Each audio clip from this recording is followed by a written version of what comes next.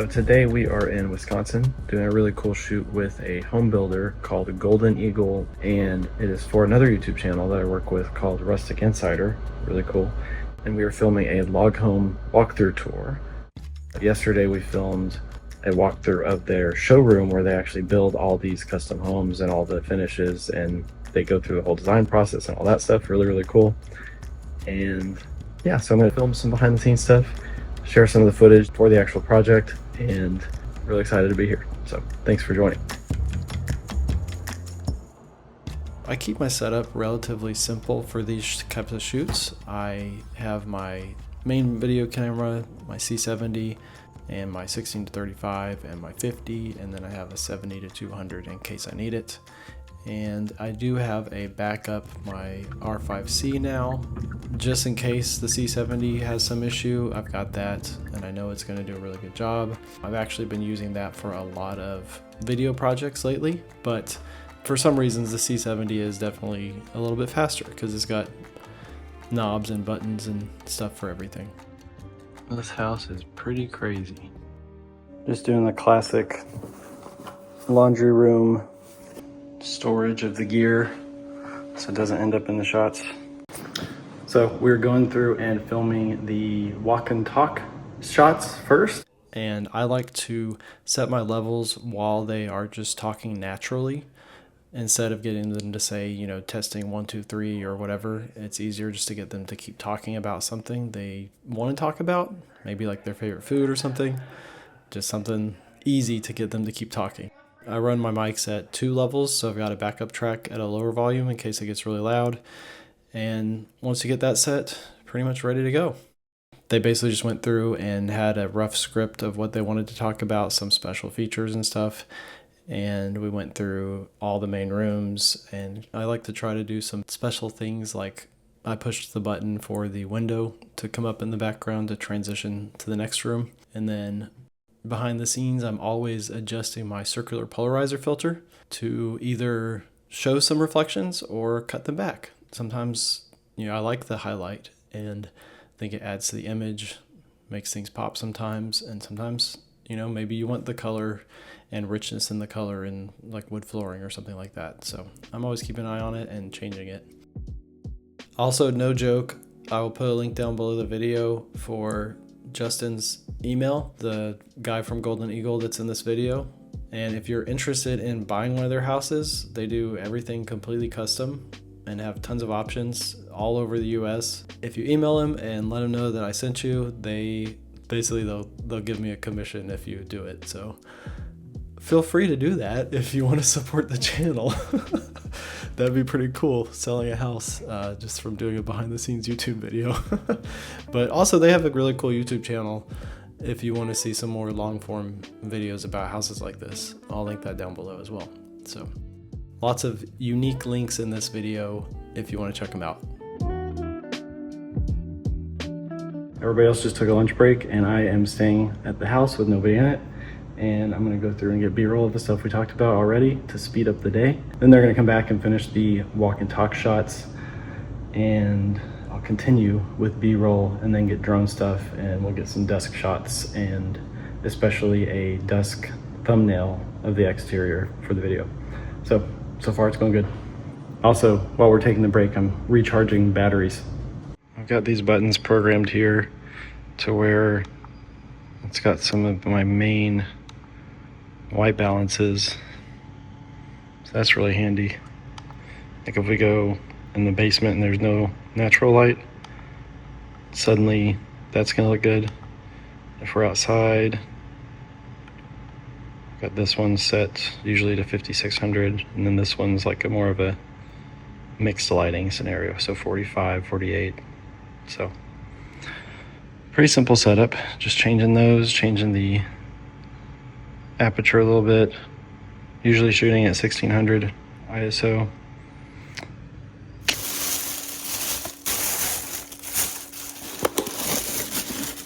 So thanks to Golden Eagle, they got me a burger. So I took a quick break, got some food in me, and then got them mic'd back up with the freshly charged mics, and we were back to it. Another good strategy throughout the day is if there's a word specifically that they want to make sure they say, like for in this instance, they kept saying client and they like to refer to their clients as homeowners to where it feels more personal. So I just got him to say The homeowner. homeowners in a bunch of different ways on camera The homeowner. to where in case he messed up at any point in the video, I'll have some options to pop in there to fix it in post. So always shooting to edit. Okay, you can work with that. Wow. Another tip, I try to record as much as possible. So sometimes they'll just be talking candidly and say some things that are a lot more interesting than what they say when they know they're on camera.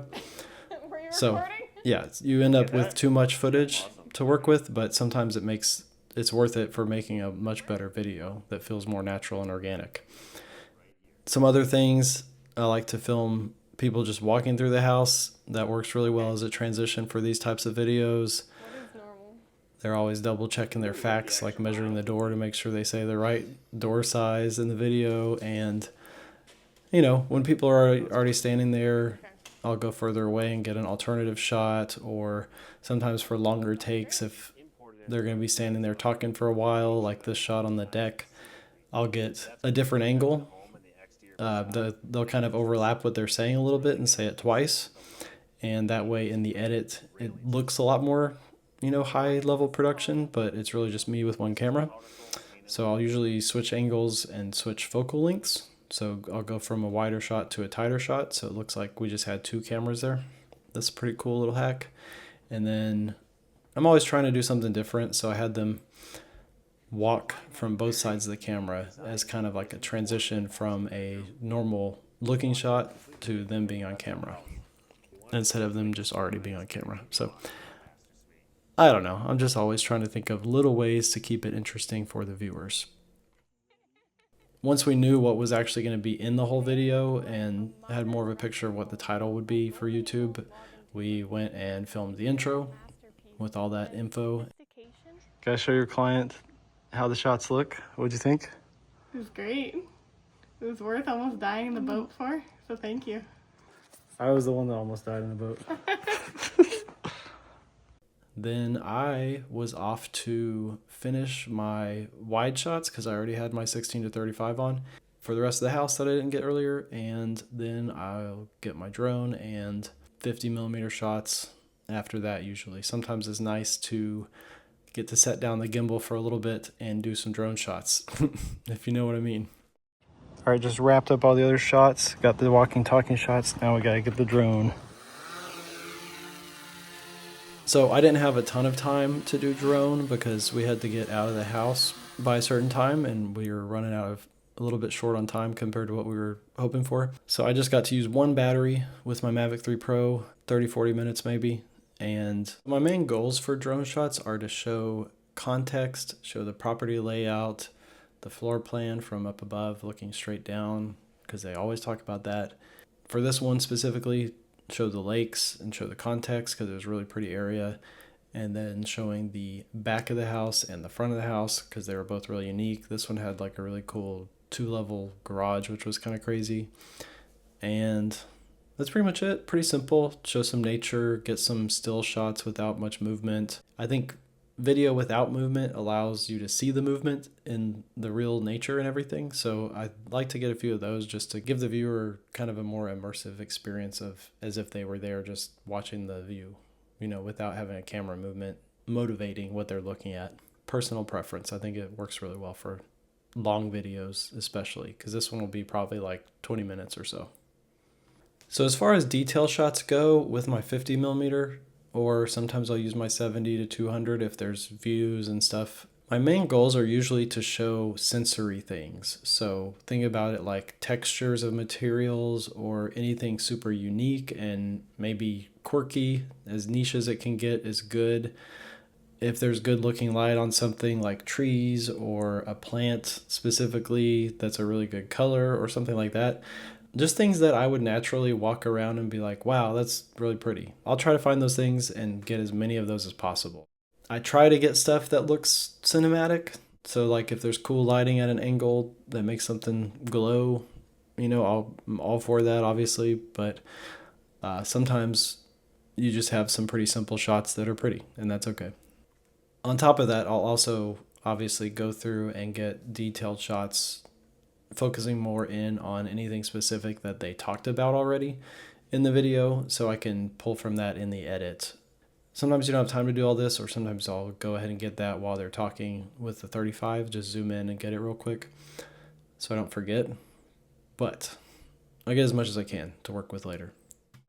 And we're back at the hotel. Eating a beef jerky, ate a banana, having a coffee. Always back up my footage onto 2 hard drives. See right here, I've got these 2 super fast ones, so it doesn't take me all night to get everything dumped off the memory cards. I do also use this usually, but I don't have enough USB-C cables. I forgot to bring an extra one for this, so it's not taking that long. I've got 3 memory cards, so just dumping my footage, getting it organized on those hard drives, so I have 3 backups whenever I leave, on the SD cards from my camera and on each hard drive. And what I like to do with those is pack them in different bags so that when I'm flying, just in case, like I have one checked, I have one with me, and actually usually I just bring one like in my pocket just in case something happens. And that's it. So the shoot went really well today, I think.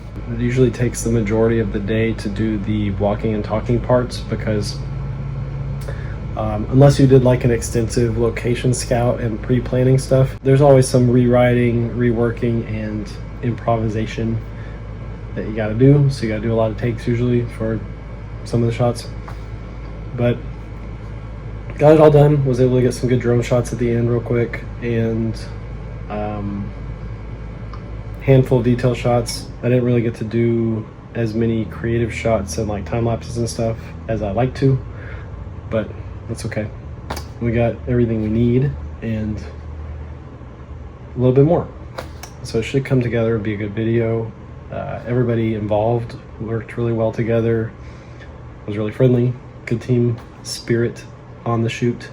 So all that's left is finish this stuff up, finish packing, dinner tonight, and then head out in the morning back to home base in DC. Okay, go for it.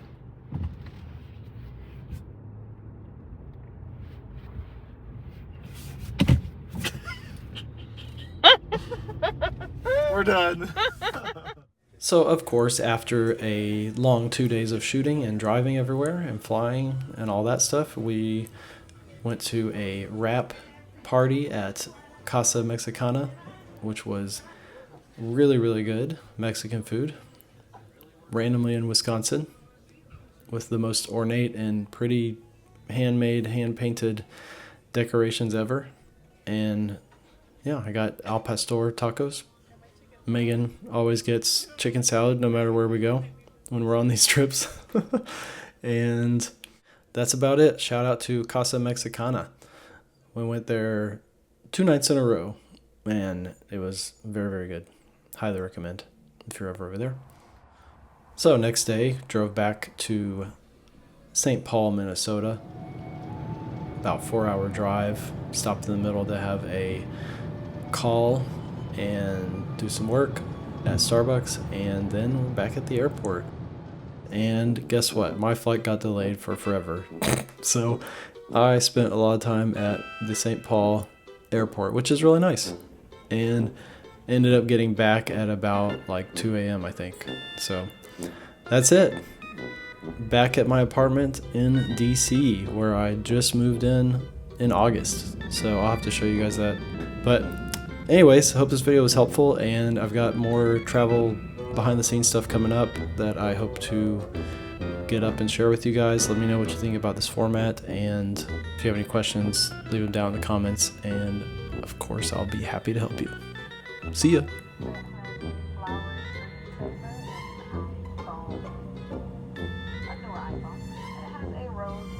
A vase of roses on the screensaver. I do have